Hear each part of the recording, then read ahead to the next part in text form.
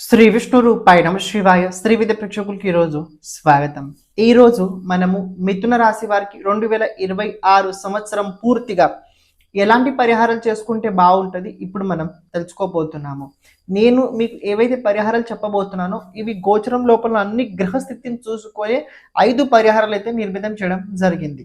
ఇది 5 పరిహారాలు ఏవైతే ఉన్నాయో మీరు ప్రతిరోజు నిత్యంగా కనుక చేసుకున్నట్లయితే ఈ సంవత్సరం మీకు చాలా బాగుంటుంది. స్టార్టింగ్ ఒక 1 మంత్ వరకు మీకు అనిపించవచ్చు ఏం అంత జరగట్లేదు కదా అని.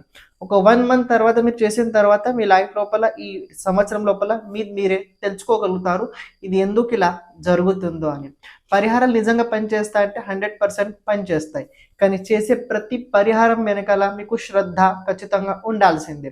ఒక విషయం తెలుసుకోండి, శ్రద్ధ కనుక లేకపోయినట్లయితే, చేస్తున్న మన పని పట్ల కనుక మనకు విశ్వాసం లేకపోయినట్లయితే ఆ పని సక్రమంగా జరగదు. ఎందుకంటే ఎక్కడైతే మన మనసు కనెక్ట్ అయి ఉంటుందో అక్కడ ఆ పని 100% చాలా చక్కగా జరుగుతుంది. ఎగ్జాంపుల్ చెప్తా, ఒక సినిమాకి మనం మనసుతో వెళ్ళాము, ఆ సినిమా బాగుందా బాగాలేదా అది మన మనసుకు తెలుసు, మన మనసు చెప్పుద్ది. ఎవరో మాటలు విని మనం దాని గురించి పట్టుకున్నట్లయితే అది వేరే విషయం. కానీ మన మనసుకి ఏమనిపించింది, that's very important point. Okay, ప్రతి ఒక్క వ్యక్తి విశేషాలు వేరే వేరేలా ఉంటాయి కాబట్టి అది మీరు మనసుతో చేసినట్లయితేనే 100% పనిచేస్తాయి. ఇప్పుడు పరిహారాలు టైం ఎక్కువ తీసుకోను, తక్కువలో పని ఎక్కువ చెప్పడానికి నేను ప్రయత్నం చేస్తా. మొదటిది ఏంటంటే, ప్రతిరోజు మీరు శివుడికి అభిషేకం చేయండి. ప్రతిరోజు మీరు శివుడికి అభిషేకం చేయండి. చేసేటప్పుడు ఆ చేసే జలం లోపల కొద్ది బెల్లం వేయండి. బెల్లం పానకంతో శివుడికి అభిషేకం చేయండి. దీంతో ఏమవుతుంది ఒక విషయం తెలుసుకోండి. ఇప్పుడు దీంతో ఏమవుతుంది దాని గురించి అస్సలు మాట్లాడ, కేవలం చెప్తాను. ఎందుకంటే ఇప్పుడు దాని గురించి ఏమవుతుంది అంటే మళ్ళీ టైం ఎక్కువ అవుతుంది. సో తక్కువ టైం లోపల మీకు చెప్తున్నా, మీరు కేవలం చేయండి. బెల్లం పానకంతో శివుడికి ప్రతిరోజు అభిషేకం చేయండి. కుదిరినట్లయితే ప్రతి మంగళవారం అలాగే శనివారం రోజు చెరుకు రసంతో అభిషేకం చేస్తే మరీ మంచిది. కానీ శివుడి అభిషేకం మీరు ఈ సంవత్సరం పూర్తిగా చేయాల్సిందే. రెండోది ఏంటంటే, ప్రతిరోజు మీ ఇంట్లో పితృదేవతల ఫోటోలు తప్పకుండా, చిత్రపటాలు తప్పకుండా ఉండాలి. దానికి ప్రతిరోజు ప్రదోష సమయకాలం లోపల అక్కడ మీరు దీపం వెలిగించండి. అక్కడ మీరు ప్రదోష సమయకాలం లోపల దీపం తప్పకుండా వెలిగించి పెట్టండి. దీనివల్ల ఏమవుతుంది ఇది నేను మీకు తర్వాత చెప్తా. ఫ్యూచర్లో ఎప్పుడైనా దీపం వెలిగిస్తే ఏమవుతుంది దీని గురించి తర్వాత చెప్తా. కానీ పితృదేవతలకు సంబంధించిన విశేషమైన పరిహారాలు ఏవైతేనో ఇది తప్పకుండా మీరు చేయాల్సిందే. అని దీంతో పాటు ఎవ్రీ అమావాస్య రోజున బ్రాహ్మణుడికి మీరు స్వయం పాక దానం తప్పకుండా మీరు చేయాల్సిందే.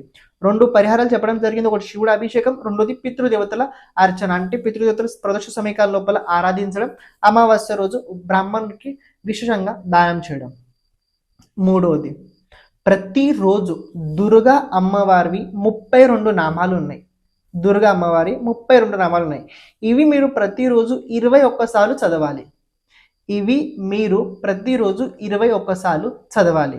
మార్నింగ్ అయినా చదవండి, ఈవినింగ్ అయినా చదవండి, ఎప్పుడైనా చదవండి, కానీ చదవండి. దీని లోపల చాలా శక్తి ఉంది. ఈ స్తోత్రం ఏదైతే ఉందో ఇది మీకు చాలా అవసరము. ఈ సంవత్సరం చాలా అవసరము. ఇది ఫైనాన్స్ కావచ్చు, అదే రకంగా మీ కెరియర్ కావచ్చు, ఎడ్యుకేషన్ కావచ్చు, ఎక్కడైనా కావచ్చు. ఇది ఒకటి వెపన్ లాంటిది. మీరు దీన్ని ఎలా వాడుకుంటారో డిపెండ్ ఆన్ మీ పైన ఉండబోతుంది. నాలుగోది ఒకటి ఉంది, మంత్రం ఉంది. ఈ మంత్రం ఏదైతే ఉందో ఇది మీకు చాలా అవసరము. విశేషంగా జాబ్ చేసేవారికి, బిజినెస్ చేసేవారికి చాలా అవసరము. వక్రతుండాయ హుం, వక్రతుండాయ హుం. ఇదేదైతే మంత్రం ఉందో వక్రతుండాయ హుం, ఇది మీరు ప్రతిరోజు 30 నిమిషాలు జపించండి. ఇది మీరు ప్రతిరోజు 30 నిమిషాలు ఉదయం జపించండి, లేకపోతే సాయంత్రం జపించండి. కానీ తప్పకుండా ఈ మంత్రాన్ని మీరు జపించండి.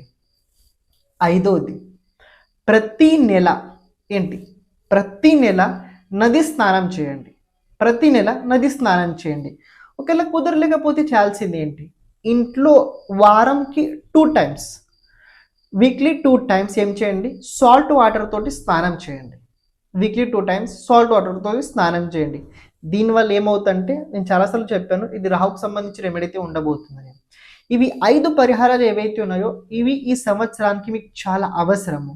ఇవి కనుక మీరు స్టార్టింగ్ ఒక 1 మంత్ కంటిన్యూ చేసినట్లయితే తర్వాత దీని రిజల్ట్స్ మీరే నాకు చెప్పడం తప్పకుండా మొదలు పెడతారు. కానీ కంటిన్యూ మీరు తప్పకుండా చేయాల్సిందే. ఎవరైతే ఆడవాళ్ళు చూస్తున్నారో నెలలో 5 రోజులు కొద్ది మీకు టైం అంత యాక్సెప్టబుల్ ఉండదు, కాబట్టి ఆ 5 రోజులు తీసి మిగతా రోజులు మీరు కంటిన్యూ చేయగలుగుతారు. కానీ ఇది చేసేటప్పుడు ప్రత్యేకంగా ఒక మాట చెప్తున్నా, శ్రద్ధ చాలా అవసరము.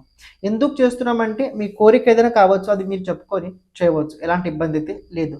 అది తప్పకుండా చేయండి, ఇది చాలా చాలా మీకు ఉపయోగం అయితే తప్పకుండా పడి తీరుద్ది. శ్రీమాత్రే నమః.